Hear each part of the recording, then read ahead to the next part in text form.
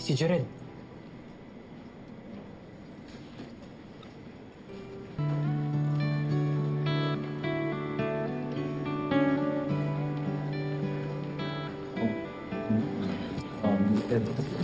Okay na yung mga order ko.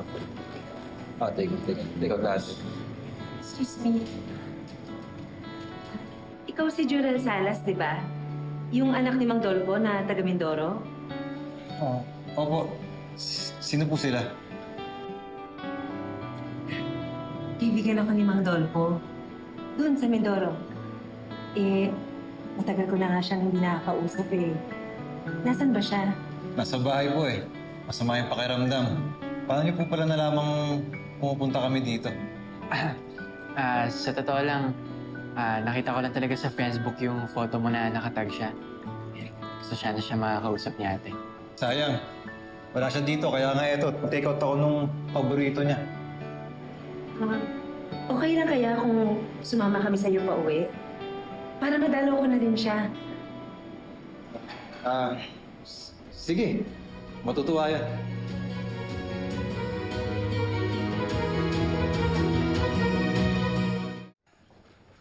Dad, si Tita Lorena, hindi po ba siya sasabay sa atin? Not today. May lakad sila ni Tristan. Maaga umalis. Ano pong lakad?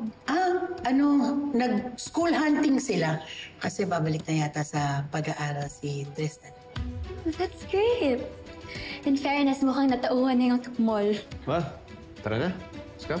We're gonna be late. Sige. Bye po.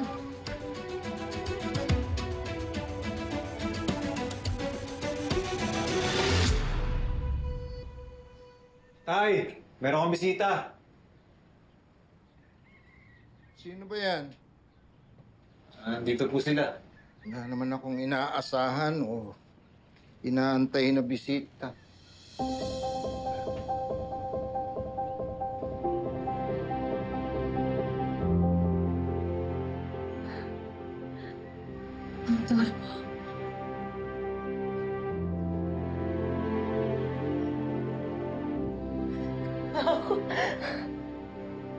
Kayo po yung hinahanap namin.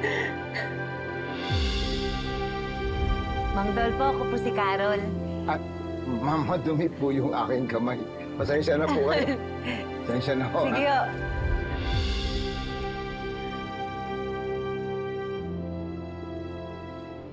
Ikaw nga ba yan, Carolina? Carolina Castro? Ibang-iba ka lang.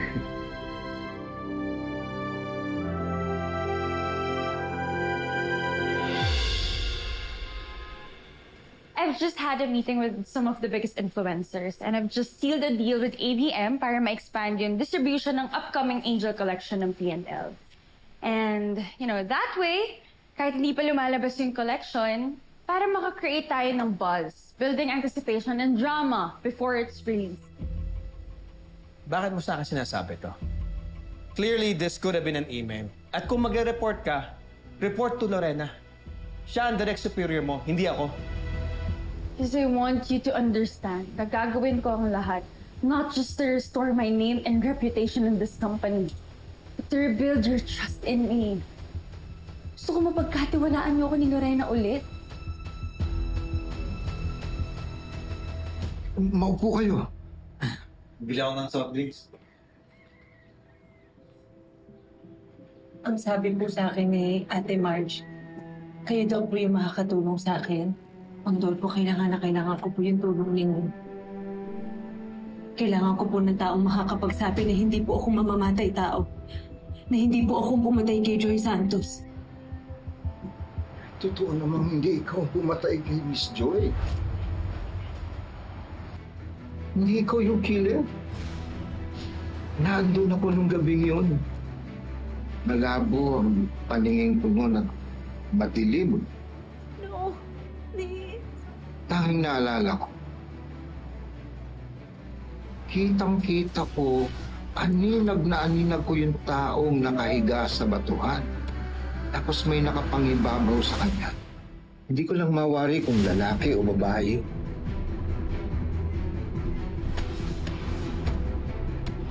Kung hindi ikaw,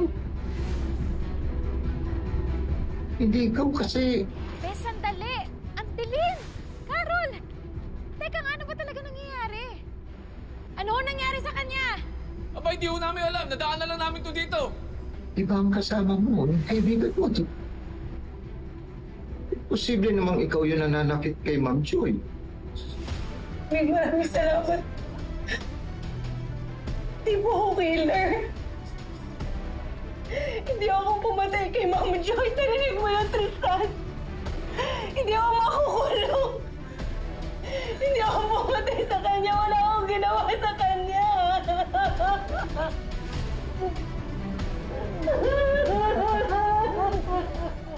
Alam ko naman na hindi niyo ko kaagad-agad mapapatawad ni Lorena eh.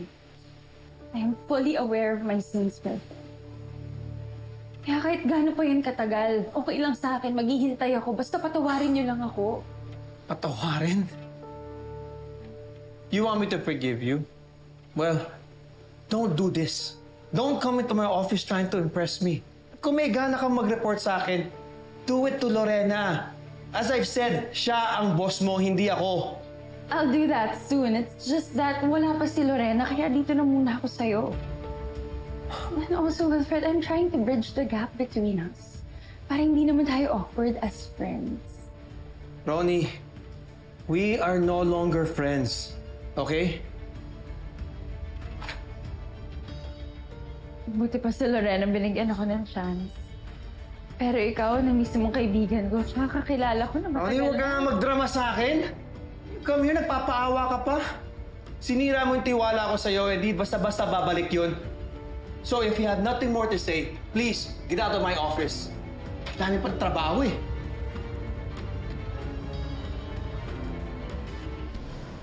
Here you are, crucifying me, not knowing na mas marami pa sa garbage dump yung asawa mo.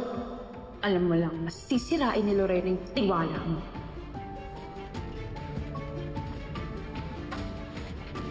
You're still here?